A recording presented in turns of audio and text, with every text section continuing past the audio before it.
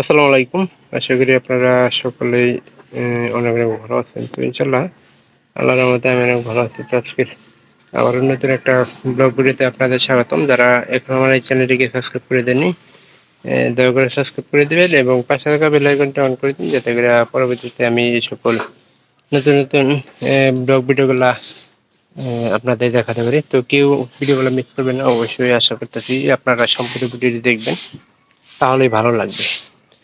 তো দেখেন এখানে আজকের যে ব্লগ ভিডিওটা আমি করতেছি সেটা হলো এই বাংলা সিজনে কিন্তু আমাদের গরুর খড় কিনছি, তারপরে আরো বলতে কিছু ঘাসও কিনেছিলাম নিজের চাষ করা ঘাস।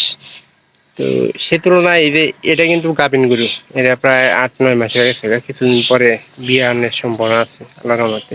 আপনারা এই গরুটার জন্য সবাই একটা জানি ষাঁড় গরু হয়। তো ওনারা যারা গরু লালন পালন করে ওনারা কিন্তু ষাঁড় গরুর আশায় কিন্তু গরুটা লালন পালন করতেছে।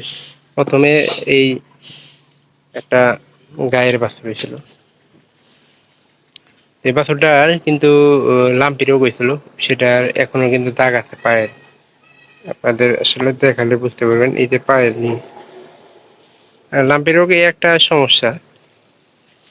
তো এটার এইগুলাও বর্তমানে কিন্তু খেরের সাথে কাঁচা ঘাসগুলা কাইটা খাওয়ানো হইতেছে। কাইটা খাওয়ানোর পরে কিন্তু স্বাস্থ্যটা মোটামুটি দুইটার গরুর সিন্ধি গরু যেহেতু সেহেতু স্বাস্থ্য এরকম একটু থাকবেই, আর খাওয়াটাও একটু বেশি। কিন্তু সেই তুলনায় কিন্তু এই গরুর স্বাস্থ্য কিন্তু একবারে হয় নাই। ওনারা সকাল বিকাল প্রতিনিয়ত খুব মনে করেন যে এই যে কাটিং গাছগুলা 1,000 টাকার ঘাস কিনছিল, প্লাস আপনার নিজেরও গাছ আছে সেগুলাও খাওয়াইতেছে। সে তুলনায় কিন্তু এই গরুটার স্বাস্থ্য একবারে হয় না। আমার মনে হয় যে ভিতরে এটার কৃমি রোগ আছে। এই যে দেখেন হাড্ডি মনে হয় যে পুরো হাড্ডি বেড়ে বসছে, যত্ন নেয় না। অবশ্যই যত্ন নিতেছে। আমাদের গরু কিন্তু একবার এরকম হয়েছিল, হওয়ার পরে কিন্তু স্বাস্থ্যটা পরবর্তীতে একা একাই শিখে গেছিল গা। পরে আমরা চর থেকে ঘর বা ঘাস নিয়ে ওগুলারে খাওয়াইতাম। তো অনেক আসলে ঘর বা ঘাসে পানি জাতীয় হলেও কিন্তু অনেক স্বাস্থ্যের জন্য কিন্তু অনেক ভালো হয়েছিল।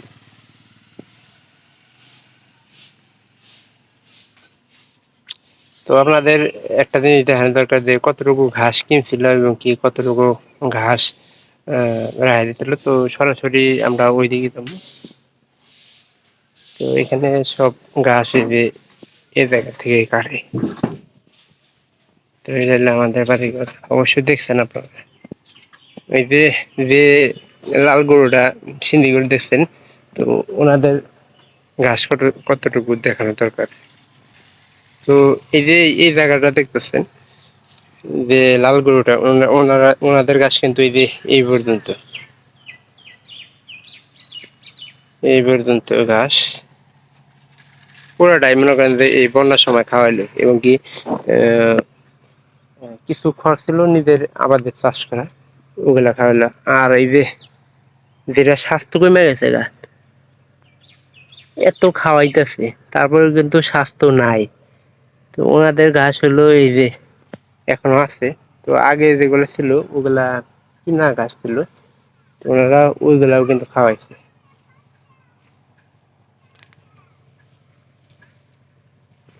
এই যে এইটুকু কিনছিল, 1,000 টাকা দেয় এই ঘাসটা কিনছিল। ঘাস কিন্তু মোটামুটি প্রায় এই যে একটা জিনিস আপনাদের দেখানো দরকার যে এই জায়গাতে চারা কিন্তু আছে। এই চারাগুলা কিন্তু আমি কিছু রেহাই দিতে বলছিলাম, আর ওই জায়গা থেকে কিছু কিছু নিয়েছিলাম। চারাগুলা গোড়া পর্যন্ত কেটে দিলে কিন্তু সুন্দর একটা ঘাস হবো। তো ওনারা আসলে এটার প্রতি একটা লক্ষ্য কম রাখতেছে। যত খেলা গরুর আসলে স্বাস্থ্যের প্রতি কিন্তু আমাদের সবচেয়ে বেশি আগে খেয়াল রাখা লাগবে। স্বাস্থ্য সবকিছু আমাদের গরু এখনো কিন্তু গোড়াপাড়ায় আছে। তো এটা সরল লাগবো, কেন সরল লাগবো সেটা একটা মাত্র কারণে সরল লাগবো, কারণ এখানকার কিন্তু রোদ উঠতেছে। আমরা ওই যে তাম্বু টাম্বু টানায় দিই, আর সকালবেলা এই পাটগুলা কিন্তু তাই কাটে নিয়ে এলাম। সরকারি খাবার কিছু ঘাস আমরা কাটছি।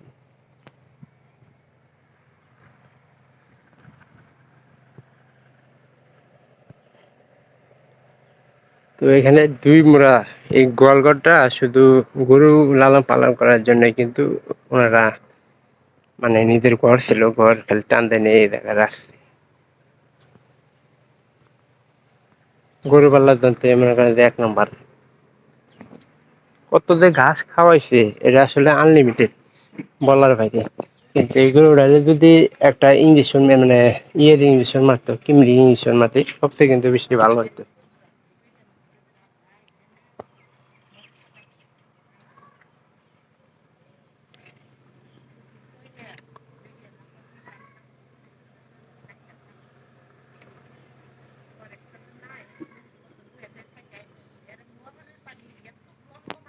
দেখতে পাচ্ছেন যে স্বাস্থ্যটা কিন্তু এটা গাই গরুটা গাভিন হওয়াতে কিন্তু স্বাস্থ্যটা ভালো। এনাদের গরুটা দেখে ষাঁড় গরুটা কিন্তু অনেক বড় হয়ে গেছে। আল্লাহর মধ্যে এটা প্রায় 1,20,000 মানে কাছাকাছি হতে পারে আমার আইডিয়া অনুযায়ী, তারও বেশি হতে পারে।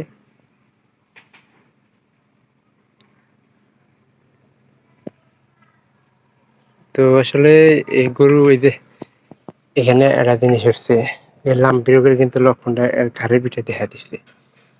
তো এই বাচ্চারও কিন্তু লাম্পি রোগের একটা লক্ষণ ছিল, আর এই গরুর কাছে কেউ জানতো না। কাছে যাওয়ার আগে গরুটা মানে কেন গুতাগুতি মারার জন্য এক পায়ে ফেলা, ছোটবেলা থেকে কিন্তু এরকম মানে মানুষ দেখলেই গুতা মারার একটা ধান্দা করে। আল্লাহ জানে, কিন্তু আমার ক্যামেরাটা আমি বেশি কাছে নিব না। যদি একটা গুতা মারা বসে তাহলে কিন্তু উপায় নেই। এই জায়গায় আর এই বাছুরটা কিন্তু সে তুলনায় আমাদের গরুর তুলনায় কিন্তু এই বাছুরটা বেশিরভাগ সময় ছাইড়া দিয়া লালন পালন করার চেষ্টা করে। কিন্তু আমার হিসাবে এই জায়গাটার পরিবেশটা এখনো ঠিক করা হলো না। এই যে না যাইছে এইগুলা কিন্তু এখনো মানে ই করে না। আগে গরুর ঘাস কাটতে হইতো এই জায়গাতে, ইদানিং মনে করেন যে সকালবেলা খুব মানে রোদ ওঠার কারণে ওই জায়গাটা ওই যে ওই পাশে নিয়ে গেছে।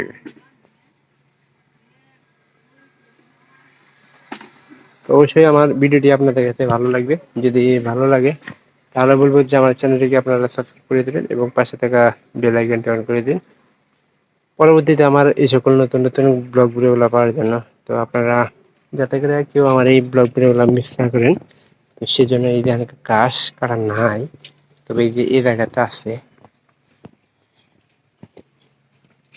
তো এই কাজগুলো মানে আমার স্বপন করি স্বরূপ করেই গরু খাওয়াবো।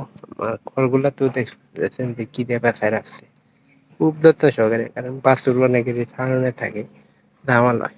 তো সবাই ভালো থাকেন, দেখা হবে পরবর্তী অন্য কোনো নতুন ব্লগ ভিডিওতে।